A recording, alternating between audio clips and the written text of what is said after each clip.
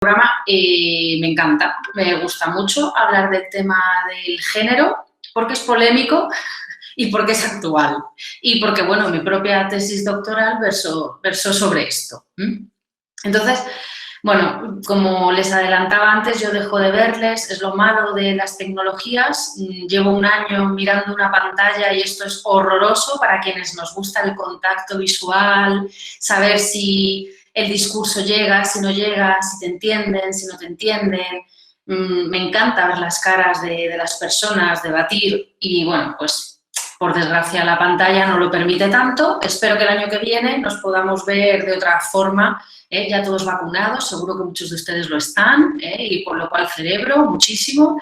Ojalá el año que viene sea diferente y nos pueda brindar pues la posibilidad de estar todos juntos en un aula y estas cosas buenas que tiene la universidad, ¿no? La Universidad de Salamanca.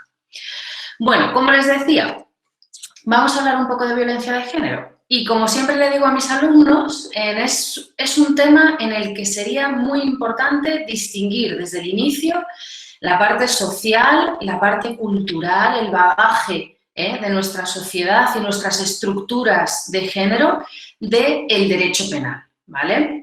Es decir, separarlo, ¿por qué? Porque creo que ya casi nadie, ¿no?, puede negar que existe un tipo de violencia que se dirige hacia las mujeres, que es diferente, que es una violencia que hay que estudiar y que hay que abordar de una manera diferente a otras. Y otra cuestión es si el derecho penal es la solución a esta violencia, ¿no? Entonces, lo que quiero que valoremos esta tarde es un poco esa función que tiene el derecho penal para parar determinadas conductas relacionadas con la violencia de género.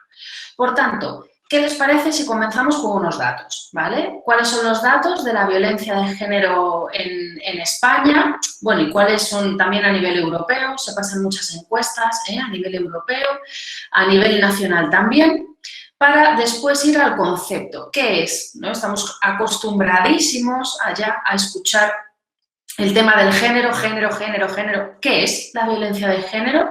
Según los instrumentos internacionales, digo ahí, es decir, según Naciones Unidas, según la Unión Europea, que definen por género.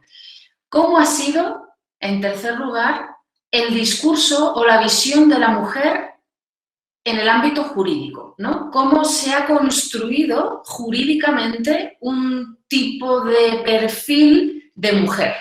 Quiero que reflexionamos sobre eso, porque eso es lo que nos va a dar luego pie a saber qué concepto debemos manejar realmente en nuestra legislación, qué concepto debemos manejar de género en el derecho penal y, sobre todo, más allá del derecho penal, ¿no?, en nuestra sociedad.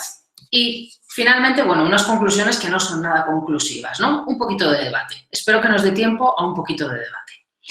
Bueno, como les decía, los datos. Vamos a empezar por los datos. Es decir, ¿qué hay en nuestra sociedad que hace que fíjense, según datos del Consejo General del Poder Judicial, los datos del año 2010, respecto del estudio de sentencias condenatorias por homicidios y asesinatos, sentencias condenatorias en la pareja por homicidio o asesinato, mostraban de ese estudio, de esas sentencias en el año 2010, que las mujeres en el seno de la pareja habían sido las asesinadas o las muertas en el 91% de los casos, mientras que habían sido autoras en el 9% de los casos. Es decir, del año 2010, de todas las sentencias por homicidio o por asesinato dentro de la pareja, 91% las mujeres eran las víctimas, las muertas, y en el 9% las agresoras. Pues bien, si nos vamos al año 2015, 5 años después, el mismo Consejo General del Poder Judicial nos dice que ha habido 47 sentencias de esta índole de asesinatos en el seno de la pareja. Dice que hay 47 sentencias, de las cuales 38 son en el ámbito de la violencia de género, es decir, que es la mujer la asesinada. Fíjense, ya ha cambiado hasta el punto de que es el 81%, si no recuerdo mal, el 81% efectivamente son las mujeres asesinadas. Y llama violencia doméstica a cuando es el hombre el asesinado, ¿vale?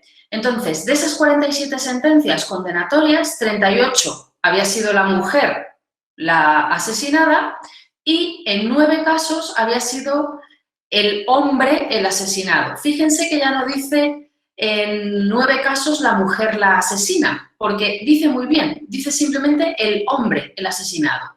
Porque de esas 9 sentencias donde el hombre es el asesinado, hay 10 autores, de los cuales 6 efectivamente son mujeres y 4 hombres. Es decir, ya el Consejo General del Poder Judicial comienza a tomar en cuenta aquí también asesinatos de hombres a otros hombres, ¿eh?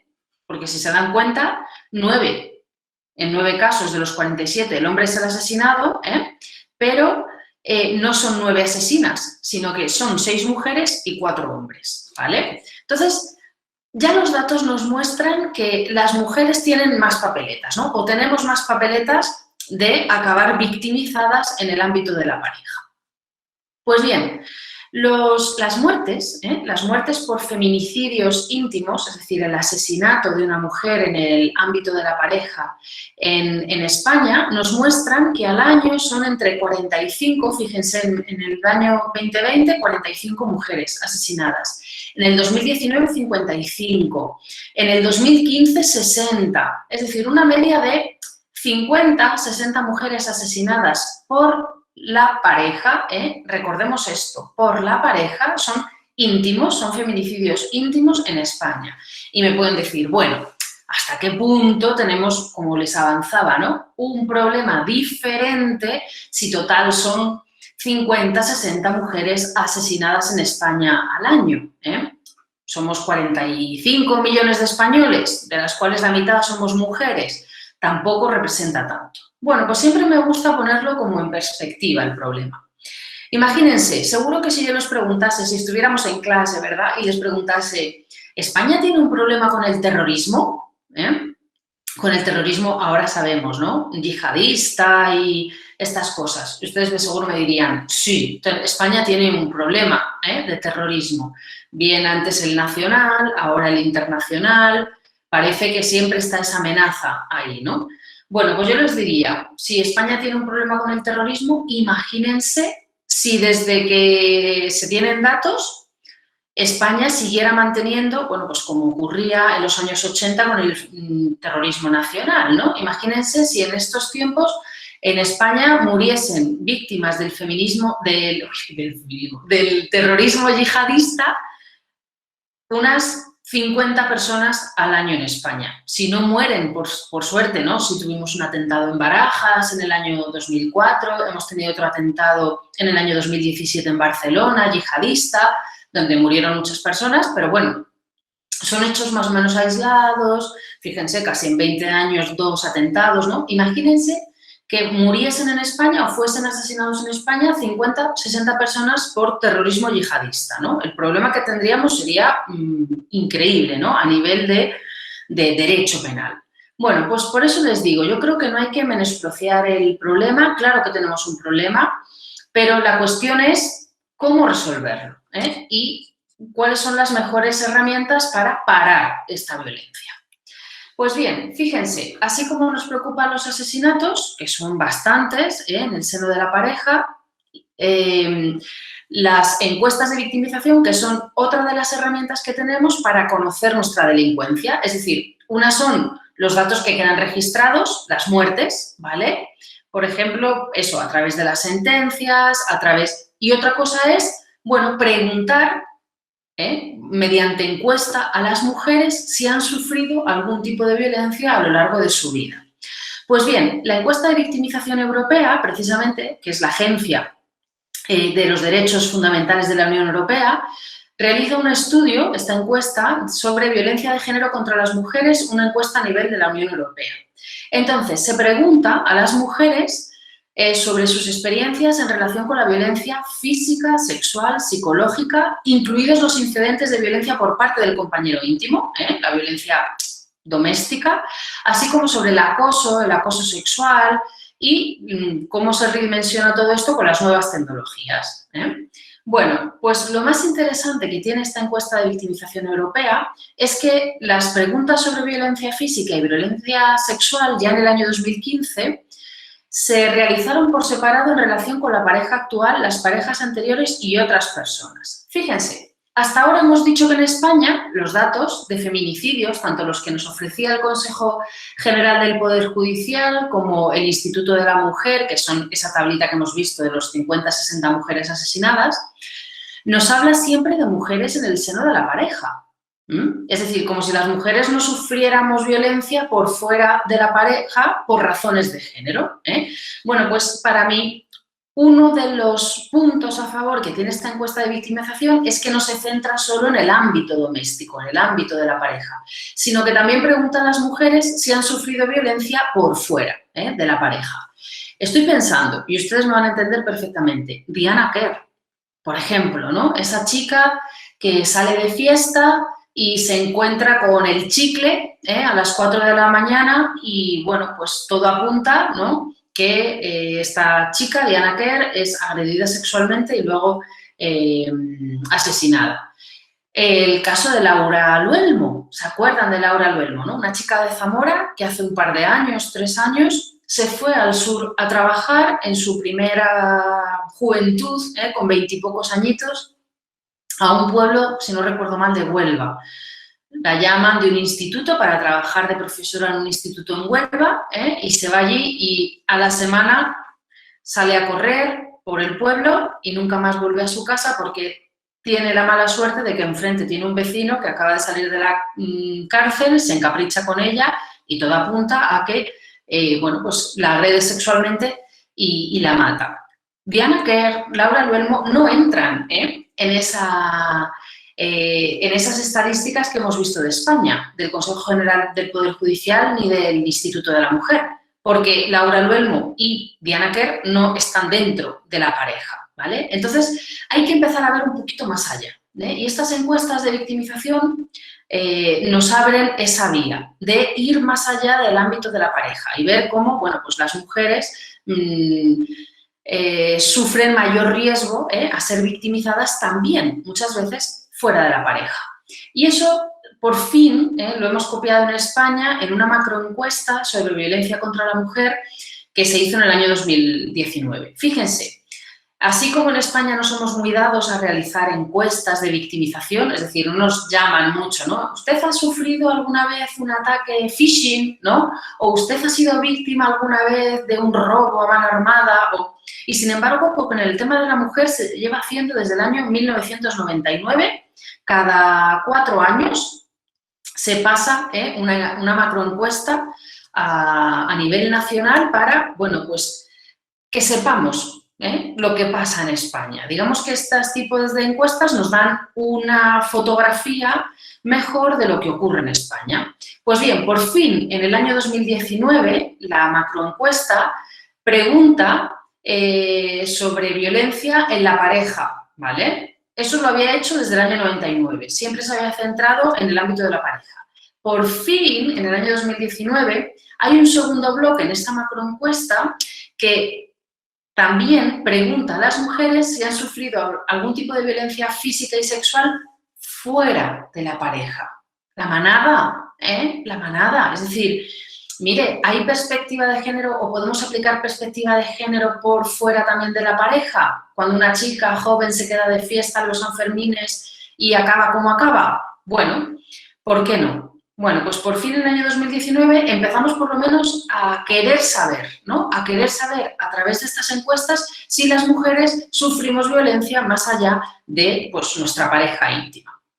Un tercer bloque que hace referencia al acoso sexual, al acoso reiterado y después, bueno, un cuarto bloque dentro de esta macroencuesta que además de atender a motivos de género, atiende a motivos de discapacidad, de mujeres jóvenes de 16 a 24 años que saben que viene repuntando, ¿no?, todo esto del control hacia las parejas adolescentes y demás, incluso a mujeres de más de 65 años, mujeres extranjeras o mujeres que viven en municipios pequeños. Es decir, se añade un cuarto bloque para saber si, además del género, qué otros factores, pues como la discapacidad, ser joven o ser mayor de 65 o ser extranjera o estar en un pueblo, también pueden, bueno, pues incidir en el ámbito de la violencia. Bueno, según lo que hemos visto, el concepto de género en España lo interpretamos y lo igualamos enseguida a la violencia en la pareja, ¿verdad? Es decir, siempre que hablamos de violencia de género, lo que nos representamos es un señor que está maltratando a su mujer o a su novia. No nos imaginamos nunca que, bueno, pues el caso de Diana Quer pueda ser violencia de género o que el caso de Laura Luelmo pueda ser violencia de género o que incluso el caso de La Manada puede ser violencia de género o incluso el caso del maestro Shaolin, me estoy acordando ahora. El maestro Shaolin era un señor que hacía artes marciales, tenía un gimnasio en Bilbao y, bueno, se descubrió que tenía varios cadáveres de prostitutas en su gimnasio, ¿no? Entonces, bueno, a eso se le puede añadir una perspectiva de género, por lo menos para analizarlo, por lo menos para saber cuál es nuestra realidad. Repito, todavía no sabemos si eso tiene que estar castigado diferente o no a un asesinato normal, pero por lo menos, por eso les decía que hay que distinguir, ¿no?, entre el concepto cultural, social de la violencia y el concepto que vamos a manejar dentro del derecho penal.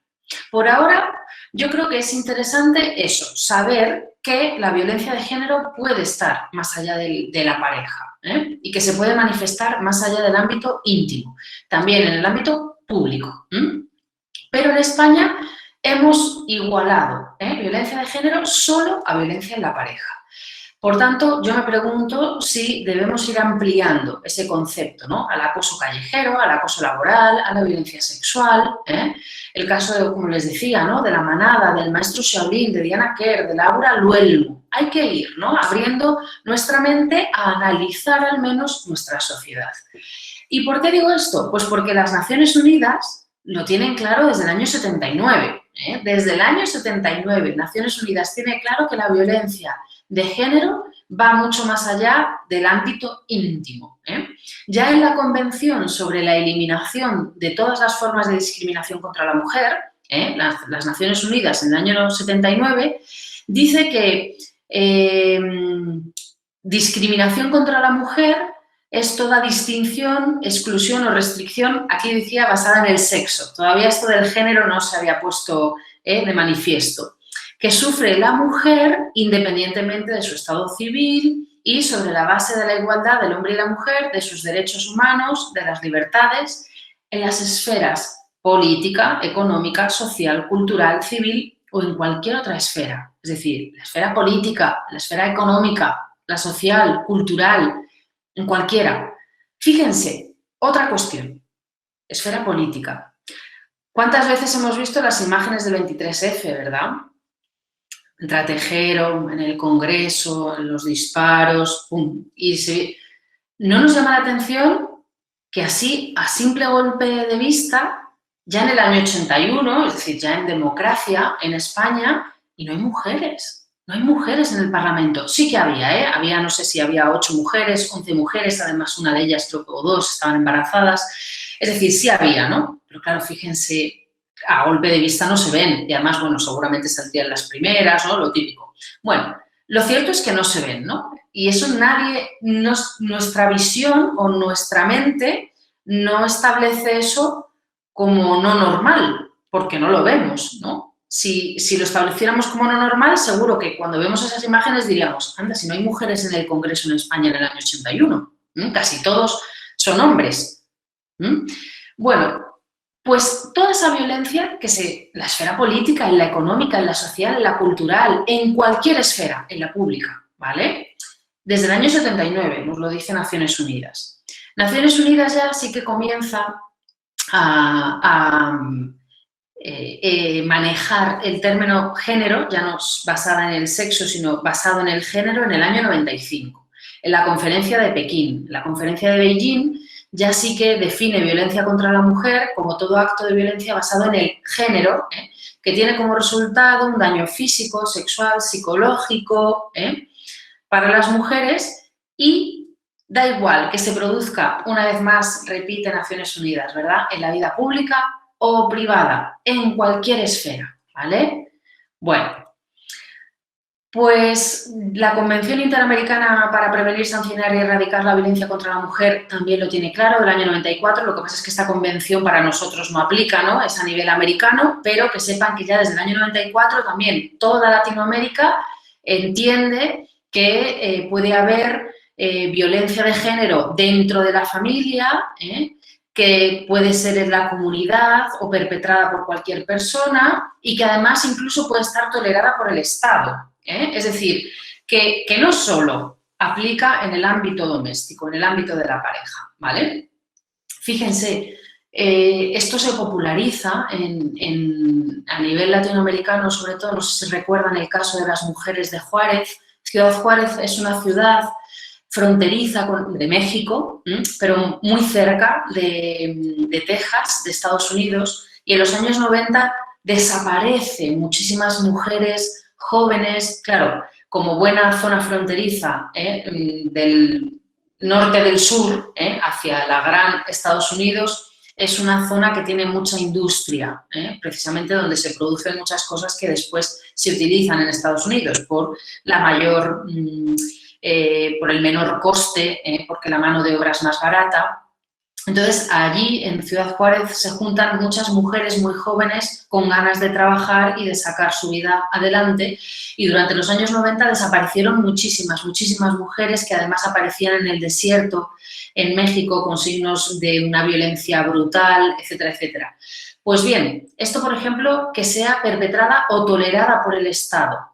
Comienza a hablarse de feminicidios de estas mujeres, precisamente para poner de manifiesto esa falta de acción del Estado. De hecho, México ha llegado a estar condenado, México como país, por la Corte Interamericana de Derechos Humanos por no investigar y por no esclarecer todos esos asesinatos.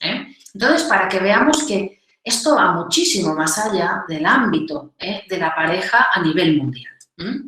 Pues bien, si eso ocurría a nivel americano, en Europa no tenemos un convenio sobre prevención y lucha contra la violencia contra las mujeres y la violencia doméstica hasta el año 2011. Fíjense, nuestra ley, la ley española, era del año 2004, es del año 2004. Hemos sido muy avanzados dentro de Europa, ¿no? En Europa no se había hablado todavía de esto del género, sí lo había hecho Naciones Unidas, ¿no? Y España fue muy diligente en ponerse al día con lo que Naciones Unidas ya nos había dicho que teníamos que hacer, pero hasta a nivel europeo no tenemos una convención hasta el año 2011.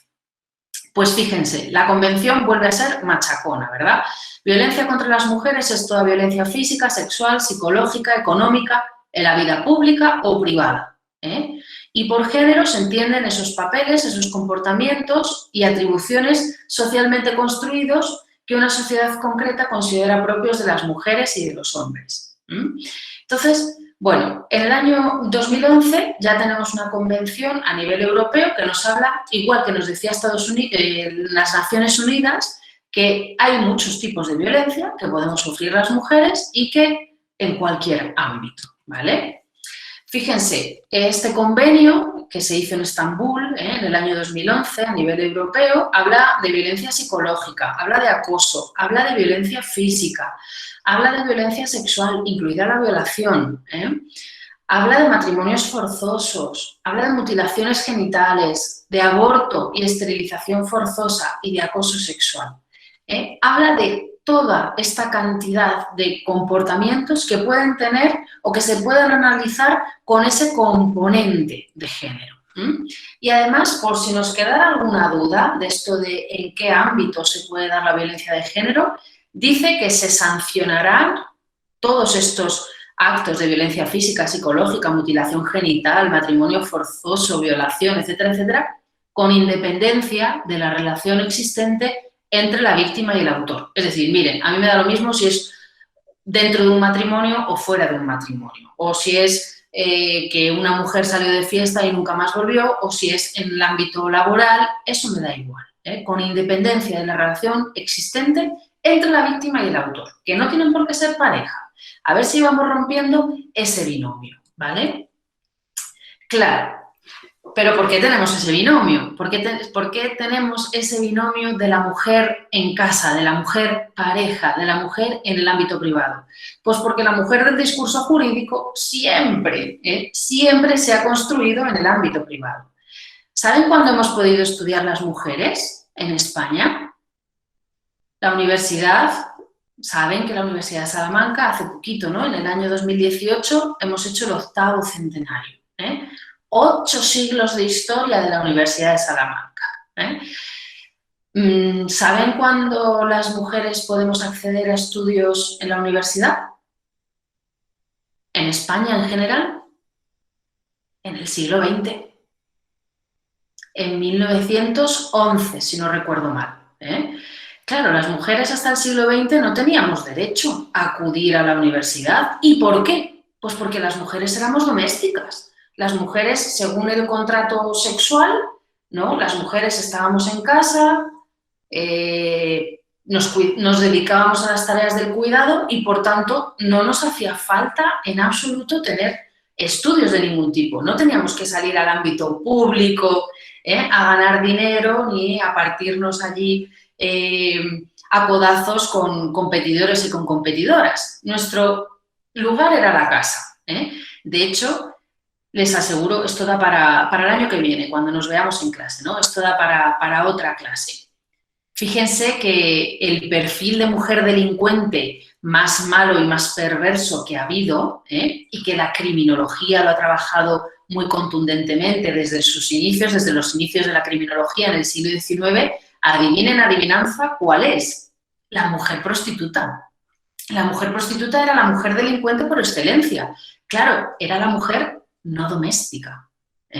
Esa mujer que no se asentaba en su rol social de estar en casa, etcétera, etcétera, era la mujer no doméstica y, por tanto, el perfil de mujer delincuente era ese, ¿no? La mujer prostituta. Por eso las mujeres, dentro del discurso jurídico, también hemos sido domésticas.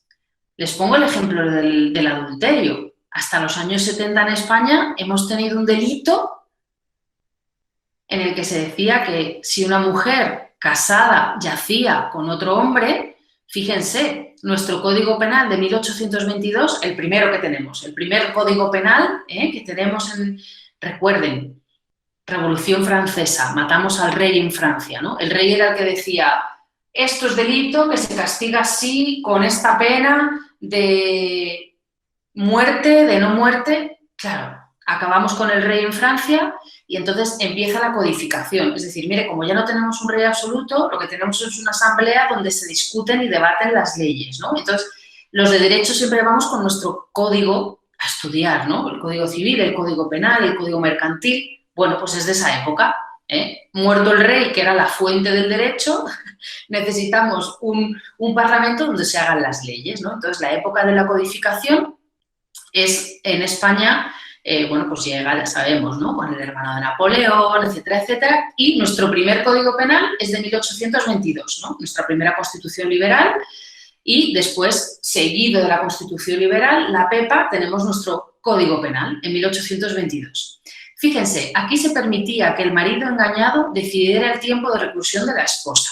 En el Código Penal, esto ha sido así en todos los códigos penales, hasta el último, ¿no? De 1944, el último digo que ha aceptado el adulterio, porque ya nuestro Código Penal de la democracia, obviamente el adulterio ya no está por ninguna parte, ¿no? Pero hasta 1944 el adulterio también era castigado con la pena de prisión menor. Fue en la Segunda República cuando se deroga, obviamente, el delito de adulterio y de amancebamiento, que no estaban castigados ni muchísimo menos con la misma pena, ¿no? La mujer que era pillada infraganti en relaciones con otro hombre, pues eso, el luxoricidio por honor, ¿no? El hombre tenía incluso el derecho a matarla, ¿no? Del derecho penal romano y demás, del derecho romano, pero el amancebamiento no. El amancebamiento, que era castigar al hombre que tenía una relación, digamos, pública y notoria, ¿no? Pública y notoria fuera del matrimonio. Entonces, era cuando se castigaba el amancebamiento. Pero, bueno, en ningún caso se permitía a la mujer decidir el tiempo de reclusión ni nada de estas cosas, ¿no? Claro, eso por una parte, el adulterio, fíjense una vez más, ¿no? La mujer en casa, obviamente, y la mujer que tiene que hacer honor a ser mujer, ¿no? Y doncella, y por tanto se castigaba todo aquello que se saliera de ese papel. El aborto, el infanticidio por honor, es decir, mire, matar a su hijo para ocultar la deshonra, no de la mujer, sino de la familia de la mujer, era un poquito más leve, ¿no? La honestidad, fíjense, hasta los años 70, en nuestro Código Penal, la violación no protegía la libertad sexual, sino la honestidad de la mujer. ¿Eso qué significaba? Que hasta los años 70 castigábamos de diferente manera la violación a una doncella que la violación a una prostituta, porque como lo que protegíamos era la honestidad y las prostitutas de honestidad poco, pues eso estaba castigado con una pena muchísimo menor a la violación a una doncella. Todavía en muchos países, el otro día leía y ya no recuerdo bien el número de países, todavía en muchos países las mujeres que se casan con su violador no tienen pena, porque como lo que está en juego es el honor, pues si te casas con tu violador ya es como si no te hubiera mancillado, ¿no? Porque ya es tu marido.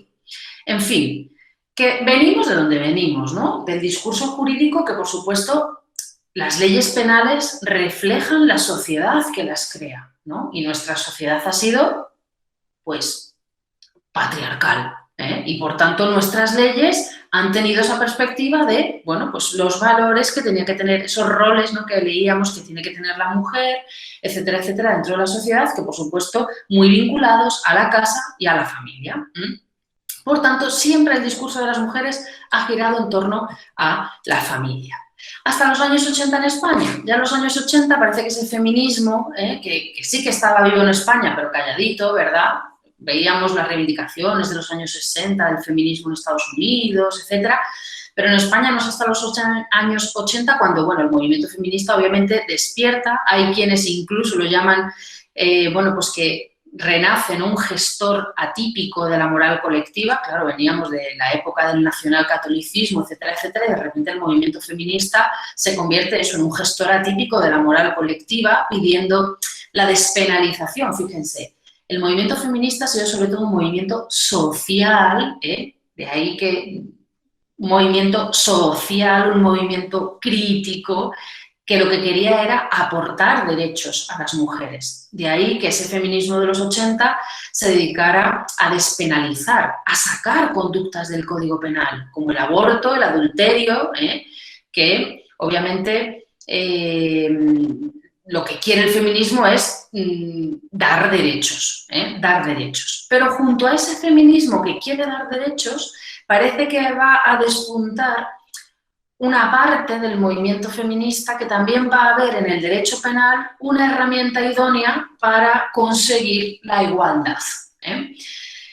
Y lo que empezamos a tipificar en España, lo que empieza a ser delito en España es la violencia doméstica. Desde los años 80, a la par, ¿no?, que vamos despenalizando muchas conductas, aborto, adulterio, vamos metiendo en el Código Penal otras conductas relacionadas con la violencia contra las mujeres. Sin embargo, lo denominamos violencia doméstica. Es decir, el planteamiento va un poquito desenfocado, ¿no? Lo que nos preocupa es la protección de las mujeres y lo que introducimos es el delito de violencia doméstica. Es decir, que no se basa en las mujeres, sino en el ámbito donde parece que empiezan a despuntar diversos tipos de violencia. En el año 84 es la primera vez que tenemos unas estadísticas oficiales en España y lo que destapan es la cantidad de mujeres que habían acudido a un juzgado para denunciar violencia por parte de su marido. Y por tanto, por eso, en los años 80, el legislador penal comienza a penalizar la violencia doméstica. Repito, el problema era de las mujeres, era para las mujeres y, sin embargo, el legislador lo que se centra es en el ámbito donde ocurre esa violencia, en lo doméstico.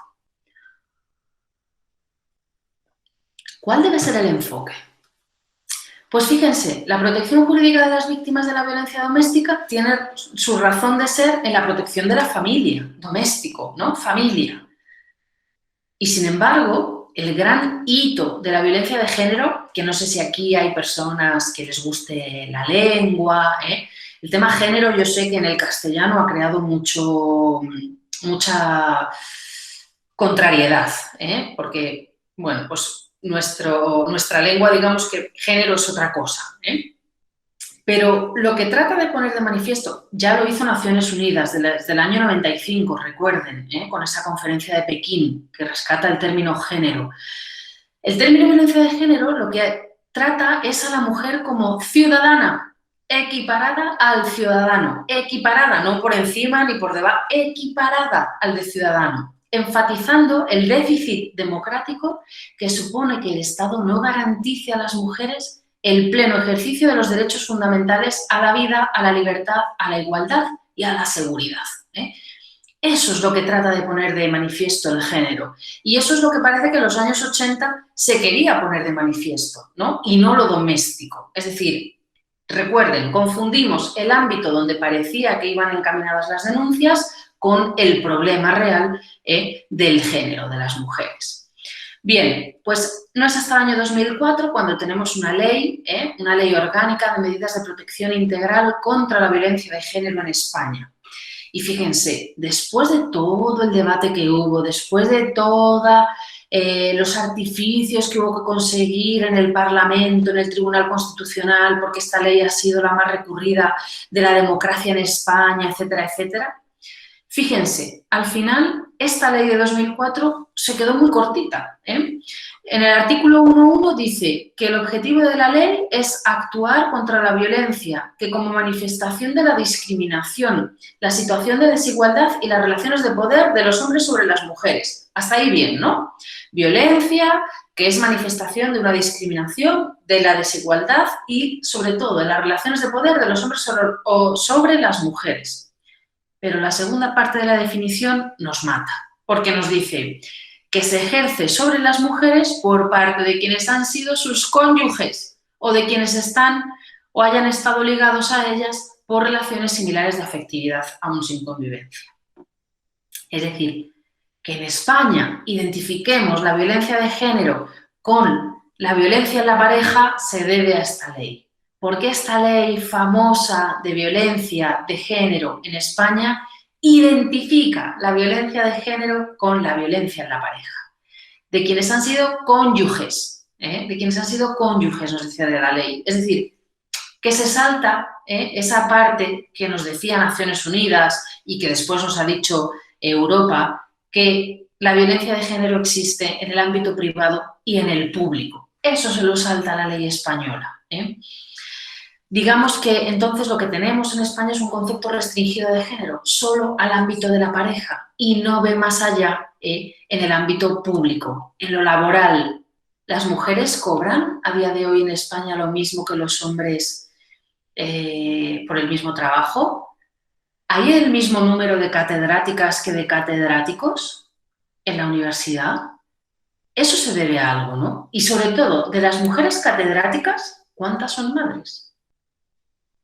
Hay que hacerse este tipo de preguntas, ¿no? Sociales, culturales. Pues bien, para que vean que simplemente, según el Código Penal, solo serían delitos de género unas lesiones que se castigan un poquito más cuando es un hombre las que las realiza sobre una mujer, un maltrato simple, es decir, un empujón, un bofetón, conductas que, digamos, se alejan mucho de resultados graves. Unas amenazas leves y unas coacciones leves. Estos delitos dentro del Código Penal, lesiones, malos tratos simples, amenazas leves y coacciones leves, son las que se agravan cuando es un hombre el que las realiza sobre una mujer, que tienen un poquito más de pena que si es una mujer las que lo realiza contra un hombre. En verdad, nuestra ley se ha quedado en 2004 un poquito escasa, en el sentido, ya hemos dicho, que parte de un concepto de violencia de género muy restringido, porque solo, digamos, protege a la mujer dentro de la pareja, por tanto, la mujer del discurso jurídico, ¿no? Sigue relegando a las mujeres y la protección de las mujeres solo en el ámbito privado, en el ámbito de la pareja, un poco sigue con esa idea, ¿no?, de la mujer del discurso jurídico, doméstico, etcétera, etcétera. Y además no lo aplica a todas esas formas de violencia que hemos visto también que nos dice Naciones Unidas que tiene que ser, ¿no?, o el Convenio de Europa. Solo lo aplica a lesiones, a malos tratos simples, amenazas leves y a coacciones leves, pero no lo aplica, por ejemplo, a la violencia sexual, no aplica esa agravación a la privación arbitraria de la libertad, ni a la mutilación genital femenina, ni al homicidio, ni al acoso, ni a ninguno, ¿no? Es decir, solo se centra en delitos muy escasos y, sobre todo, entiéndanme, que no recogen el problema de las mujeres. Si quieren hablamos, bueno, si quieren hablamos de Rocito, ¿no?, que es el tema de moda. Bueno, esa violencia reiterada, esa violencia habitual que sufren muchas mujeres, ni siquiera en nuestro ordenamiento legal tiene esa perspectiva de género. Nos hemos centrado en cuestiones muy leves. Y nos hemos saltado por encima, además, las garantías del derecho penal. El derecho penal solo debe aplicarse cuando estamos ante situaciones graves, graves. Es decir, hay determinadas conductas que deberían casi que salir del Código Penal, porque el resultado no lesiona aspectos fundamentales de la vida, ¿no? Es decir, un bofetón, pues mire, claro, es que un bofetón está fatal, eso no se puede hacer, está clarísimo. Pero eso tiene que ser objeto del Código Penal. A lo mejor esas conductas deberían de salir del Código Penal, ¿no? Fíjense, les hablo del ciclo del maltrato por una cosa. El ciclo del maltrato lo enuncia una psiquiatra en los años 80 en Estados Unidos. Ella, esta psiquiatra, Leonor Walker, lo que tiene delante en su consulta son mujeres que tienen insomnio, que tienen depresión, que se encuentran mal, ¿no? Que se encuentran mal. Y estas mujeres acuden a terapia por eso, porque no duermen, porque se encuentran mal, porque están deprimidas. Y entonces lo que descubre Leonor Walker en esas terapias es que estas mujeres tienen un mínimo común denominador, y es que sufren violencia en casa. ¿Se dan cuenta? Es decir, a través de los síntomas, la psiquiatra llega al convencimiento del problema. Pero estas mujeres no acuden porque tengan un problema de maltrato, sino que lo que empiezan a ver son los síntomas. Es la psiquiatra la que se da cuenta del problema. Pues bien, ella, a raíz de ese estudio, enuncia este ciclo del maltrato y dice que en todo maltrato existen 3 etapas. Una primera fase de acumulación de tensión, es decir, esos primeros empujones, esos primeros bofetones, insultos, amenazas leves, coacciones leves, ¿no?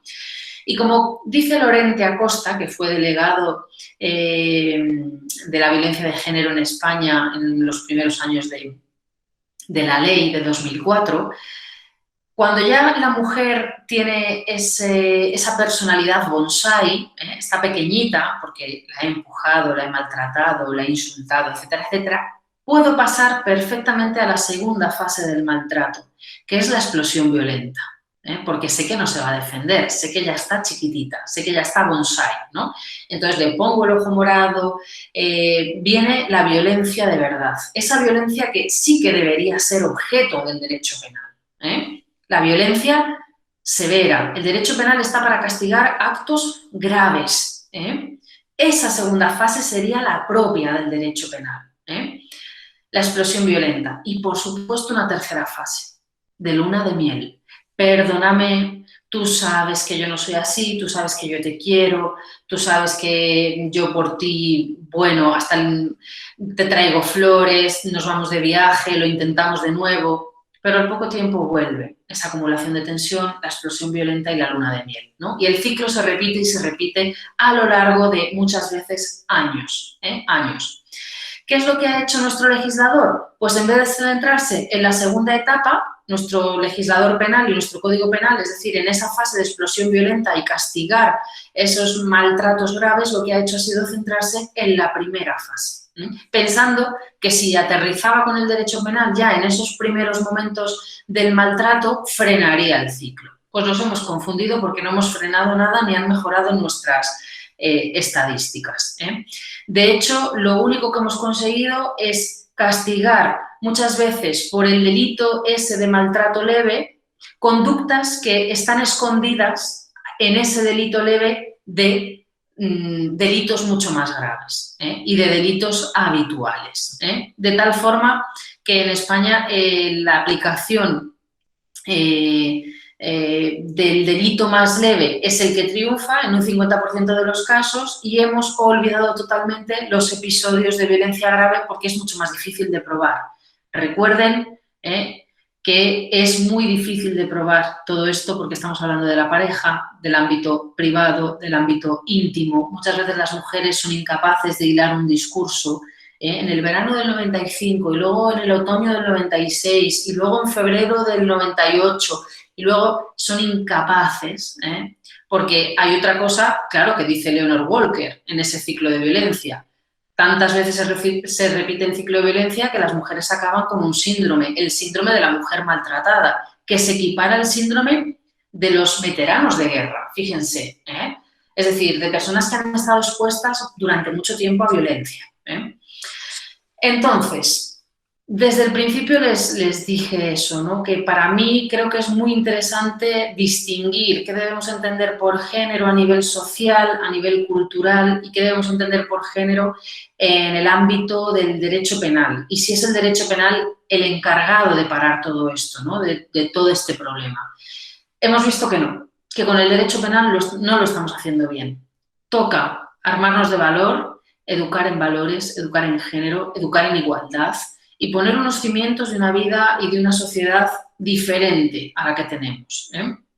Y sobre todo deshacernos ya de esa idea de mujer siempre ligada a la familia, que como vemos era así desde los inicios y sigue siendo así en el discurso jurídico. Porque en España, por ejemplo, el concepto de género que tenemos sigue relegando a las mujeres al ámbito privado como si en el público no existiéramos. La mujer que sale de fiesta, la mujer que sale a trabajar, la mujer, piensen, ¿no? Es lo mismo o significa socialmente lo mismo que un grupo de hombres persiga a una mujer en la noche a las 5 de la mañana, que un grupo de mujeres persiga a un hombre en la noche, ¿significa lo mismo?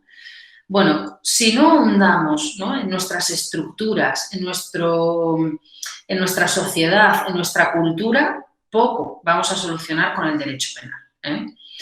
A día de hoy y desde el año 2015, además de esos delitos que hemos visto que tenemos de género, hemos añadido una agravante genérica, es decir, una agravante que puede aplicarse a cualquier delito en España. A un homicidio, Diana Kerr, ¿no? Este homicidio puede estar motivado por razones de género. Puedo aplicar esa agravante. Esta violación, esta agresión sexual puede estar motivada por violencia de género, pero nos está costando muchísimo aplicar esa agravante a esas situaciones fuera de la pareja. Es decir, por ejemplo, en el caso de La Manada, nadie ha pedido aplicar esa agravante. En el caso de Diana Kerr, en el caso de Laura Luelmo, nadie ha pedido aplicar esa agravante genérica que tenemos desde el año 2015 de género, porque nuestra mente sigue estando cerrada al ámbito privado, ¿no? Como si la violencia de género simplemente fuera la violencia que recibimos por parte de nuestra pareja. Solo se ha aplicado una vez y ha sido este septiembre, donde una persona, no recuerdo bien, es en el Levante, por el Mediterráneo, una persona acuerda una relación con una prostituta, se la lleva a un descampado, hace con ella lo que quiere y después no le paga, ¿no? Y además la agrede físicamente y ha sido la única vez que nuestros jueces han visto con perspectiva de género un hecho que va más allá de la pareja. Entonces, como que toca ir ampliando nuestras miras. En definitiva, hay mucha, como estamos viendo que el derecho penal no funciona del todo bien aquí, ¿no? Y que el movimiento feminista, fíjense, esto es muy importante. Les decía que en los años 80 el movimiento feminista en España lo que pretende es despenalizar conductas para dar derechos a las mujeres, el aborto, el adulterio, etcétera, etcétera. ¿En qué momento hemos caído en un feminismo castigador, ¿no? En un feminismo que cree que una herramienta patriarcal, como hemos visto que es el derecho penal, puede ayudar a la causa de las mujeres? Lo estamos viendo, ¿no? Que se nos ha revuelto demasiado el tema. Si el movimiento feminista es un movimiento crítico, es un movimiento proactivo, pro derechos, desde luego el derecho penal es una herramienta reactiva, es decir, que la lógica del feminismo y del derecho penal no coinciden. Uno es proactivo y el otro es reactivo, reacciona a un hecho. Con lo cual, estas lógicas no funcionan del todo bien cuando las intentamos juntar. Hay que buscar otros medios. Por ejemplo, la mediación lo sería. Claro, dos personas, un agresor y una víctima, pueden mediar. Claro, pues ante el primer bofetón, como hemos visto que el delito en España es ese primer acto de violencia, a lo mejor sí. Lo que tenemos que hacer es, a lo mejor, conseguir no llevar esto al derecho penal, ¿no? Porque las mujeres muchas veces, cuando denuncian, no se quieren separar de su marido. Y si denuncian, es lo que va a pasar, ¿no? Orden de alejamiento inmediata. Lo que quieren es que cese la violencia. Que ese primer empujón, que ese primer bofetón no se vuelva a repetir. ¿Podemos mediar? ¿Hay un equilibrio ahí de las partes para poder mediar? Quizá en ese momento sí. Claro, cuando ya no se puede mediar es cuando hemos pasado por el ciclo de violencia 40 veces, ¿no? Cuando llevamos 20 años de violencia vivida, ya sí que la mediación no sería posible porque no hay un equilibrio entre la víctima y el agresor, ¿no? La víctima obviamente está en desventaja. Y, por supuesto, todos los penalistas creo que entendemos que el problema de la violencia de género es un problema social, es un problema cultural y no tanto jurídico, ¿no? Entonces, cuando intentemos abordar el tema de la violencia de género desde el derecho penal, por favor, repensar y repensar, ¿no? Repensar si es la solución o no es la solución. Así es que, bueno, no sé si quieren comentar algo. Les dejo ahí mi correo.